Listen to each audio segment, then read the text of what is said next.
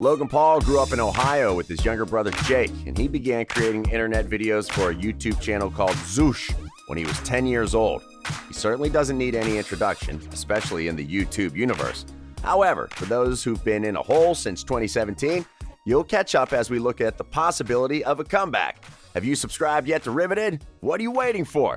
This is where you get all the tea, juice, spice, or whatever your taste buds desire. We also give away $100 Amazon gift cards daily, and all you have to do is comment with something interesting about Logan Paul to join the draw. Before we talk about the comeback, there needs to be a success story, then a downfall, then a comeback. So we'll start by highlighting how Logan Paul moved from an engineering dropout to an entertainment guru. Logan rose to fame as a member of the internet video sharing service Vine. In February 2014, he had over 3.1 million followers on various social media platforms. By April 2014, he had attained 105,000 Twitter followers, 361,000 Instagram followers, 31,000 likes on his Facebook page, and about 150,000 subscribers to his YouTube channel. By 2015, he was ranked as the 10th most influential figure on Vine, with his 6-second videos earning him hundreds of thousands of dollars in advertising revenue. As we speak, he has over 20 million subscribers on YouTube. His talents extended beyond social media platforms, and he joined the film industry. Paul appeared on Law & Order Special Victims Unit. He also appeared on the Fox TV series Weird Loners, where he appeared in the role of the Paul twins. He also starred in 2 episodes of the Freeform series Stitchers. In 2016, Paul starred in the YouTube Red movie The Thinning alongside Peyton List. Paul also trained with drama coaches and the comedy troupes The Groundlings and Upright Citizens Brigade. Then he tried out music as well. Paul released 2 songs before releasing the controversial single No Handlebars, a track that draws heavily on an interpolated sample of the song Handlebars by the American alternative hip-hop group Flowbots. The song was heavily criticized for its perceived sexual objectification of women, including a scene in its music video where Paul rides several women like a bicycle. Everything was going great for Logan Paul, and he even won a couple of entertainment awards before all hell broke loose in 2017. On December 31st, Paul uploaded a vlog to his YouTube channel depicting a recently deceased corpse of a man who had died by hanging himself in Okagahara at the base of Mount Fuji in Japan, known as the Suicide Forest due to its infamy as a suicide site. Paul's video depicting the corpse and his group's reactions to it was criticized by celebrities and politicians.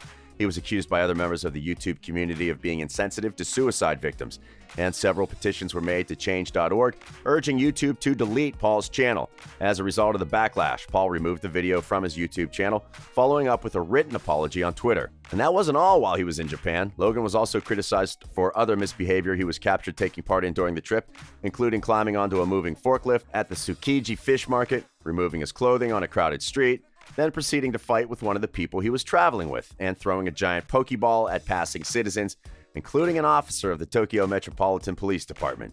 Of course, bad choices have bad consequences, and for Logan Paul, it hit where it hurt the most. YouTube announced it was removing Paul's channels from Google Preferred, its preferred ad program, and New World Order, the sequel to his YouTube film The Thinning, was placed on hold, with the airing of Logan Paul Versus being halted as well. Paul was also cut from Season 4 of the YouTube Red Series Foursome, and the role of Alec Fixler was terminated. He officially returned to his daily vlogs on YouTube after taking a 3-week-long hiatus. YouTube CEO Susan Wojcicki said that Logan Paul did not violate YouTube's 3-strike policy and did not meet the criteria for being banned from the platform. The social media star returned to the video sharing platform weeks later with a new 7-minute suicide prevention video.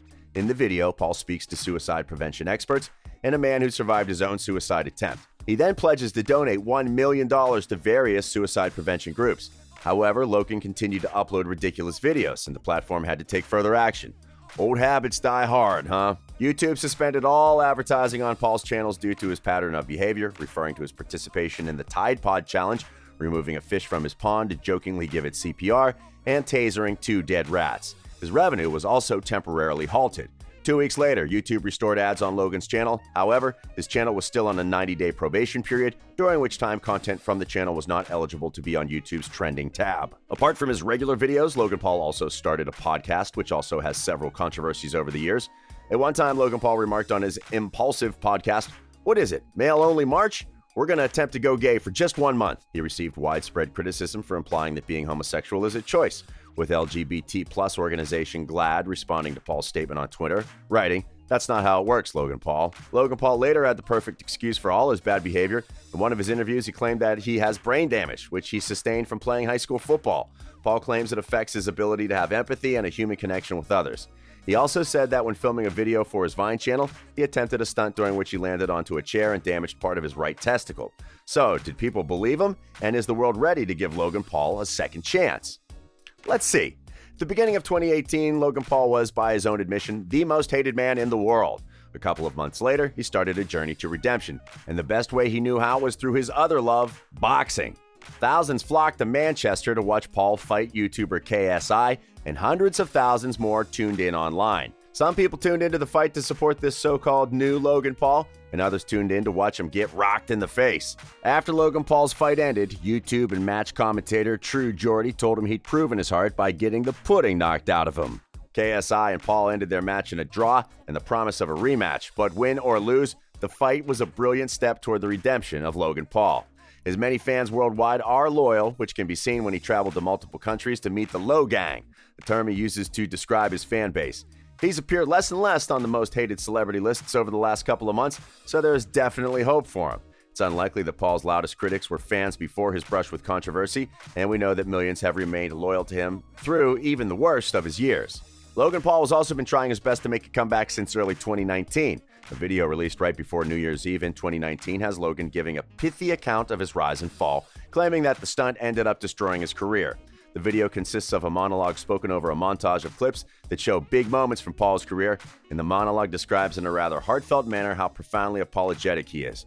The apology actually sounded genuine. Many people seemed willing to put the past behind them. Logan Paul's post may have had an impact on his finances as well, but luckily, he never went broke. Many social media influencers never make a comeback after a serious controversy. Surprisingly, after the suicide video, he earned more money. Rather than zero out, Paul's earnings increased year over year.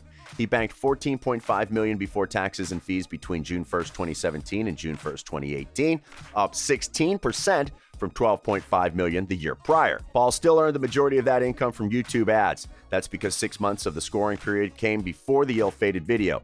In that time, he scored an estimated 2.55 billion views from his daily vlogs, a giant increase over the year prior. His merchandise line, Maverick, was also the reason Paul was able to stay among the highest-paid YouTube stars.